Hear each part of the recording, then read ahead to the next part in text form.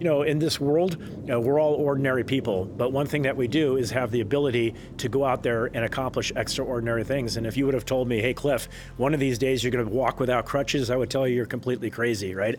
And if you would have said you're going to actually go to 2 Olympic Games, I would have said you're talking to the wrong guy, right? I was involved in this electrical accident at work and nearly lost my life, so I was very fortunate to be able to live.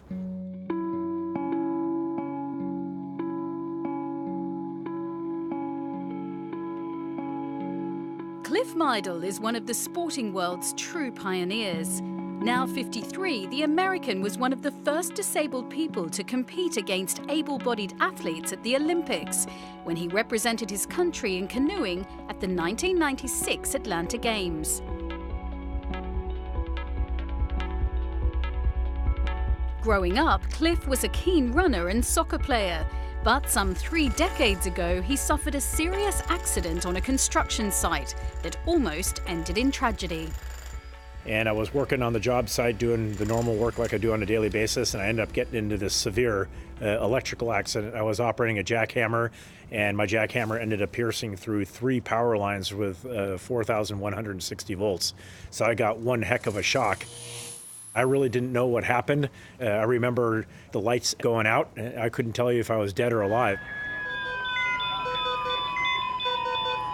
My heart ended up stopping. I was burned over 15% of my body, so I had a lot of burns on my body. I had a hole in the back of my head, 2 large holes on both shoulder blades. I had a toe that actually got blown out of my construction boot. Most of the damage came when I was in contact with this energized jackhammer. I had about a third of the knee compartment completely disintegrated in both legs. My life was completely changed at that standpoint. Cliff was rushed to hospital after being resuscitated twice by the first responders. When stable, surgeons performed several operations to try and salvage as much of his body as possible. Dr. Lesoy came to the aid of my family, and he ended up developing this type of surgical procedure where he was able to save my legs, and he was able to do that by grafting muscle, my calf muscles, from both of my legs, and he basically just flopped it up into that big burned away area, the third of the knee compartment in both legs. He basically put muscle there in order to save both of my legs. And, at the end of it, was I ever able to walk again? That was completely out of the question. The only thing that we were trying to do was save my legs at that time from amputation. Following severe nerve damage and with a considerable amount of his knees missing, Cliff was told that the chances of him walking again were almost impossible. So I set my mind to it. I want to be able to walk, and I remember after about 4 weeks of setting this goal of mine, I was finally able to stand up with the help of a physical therapist holding up most of my body weight and standing, looking down these parallel bars and thinking to myself, there is no way I'm going to be able to do it. And that's when I put my mind to it, that I'm going to go conquer this. And my dream at that time was being able to run again, but ultimately I was never able to accomplish that goal. Just relearning how to walk, albeit with a gait, was a feat in itself. Upon realizing that he would never run again and would never play soccer again, Cliff got into canoeing upon the recommendation of his brother. The sport proved to be a means of rehabilitation for both body and mind. Getting introduced to canoe paddling was a life savior for me. I got into the best shape that I've ever been in my life. I met an enormous amount of friends, lifelong friends, but I think the most important part was the inclusion. I wasn't judged for what I could or couldn't do. I just was brought down to a playing field, and it was an all upper body sport, and I was able to excel because everybody trusted me and they gave me what I needed to have in order to do well in the sport. Cliff's strong performances on the water saw him called up to represent the United States at the 1996 Atlanta Olympics. As part of their 4-man 1,000-meter sprint team, he made it to the semi-finals. Being at the Olympics 10 years after his accident was a moment that Cliff will never forget.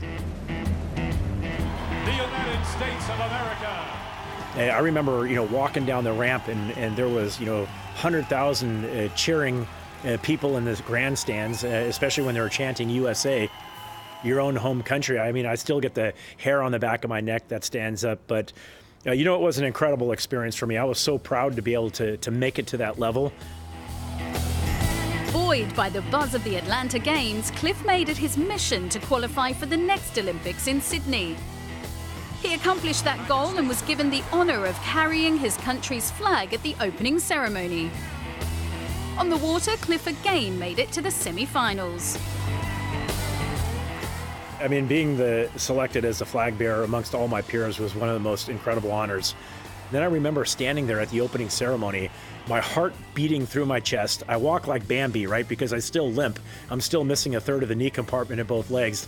And here I am holding the American flag. And I remember the only thing that I could see behind me for about a quarter of a mile was a sea of red, white, and blue. It was the entire United States delegation walking in. And I was so proud and still am, and so honored to be able to have that position.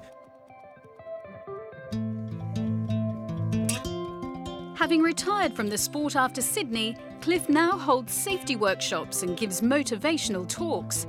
He's worked with companies such as Shell and Clark Construction, using his personal experience to educate and warn companies and their employees about taking due care at work.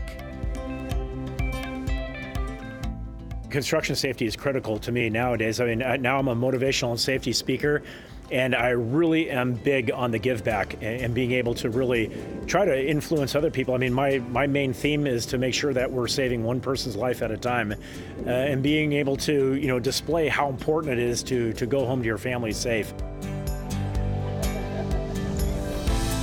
Cliff Meidl has led an eventful life. He went through an experience so traumatic that he almost didn't make it to his 21st birthday. But without that experience, he might never have made it to the biggest sporting stage of all. You got to take your limitations and turn those into strengths. Initially, especially for the first several years, I look back and I wish that would have never happened to me. I never wish any trauma or anything like that or bad experiences on anybody. But now when you fast forward the tape 30 years later, I look back and I say, it was unfortunate, but it was a positive experience that I went through. I think that at the end of the day, you look back and, I'm very proud of who I am and what I have accomplished in my life.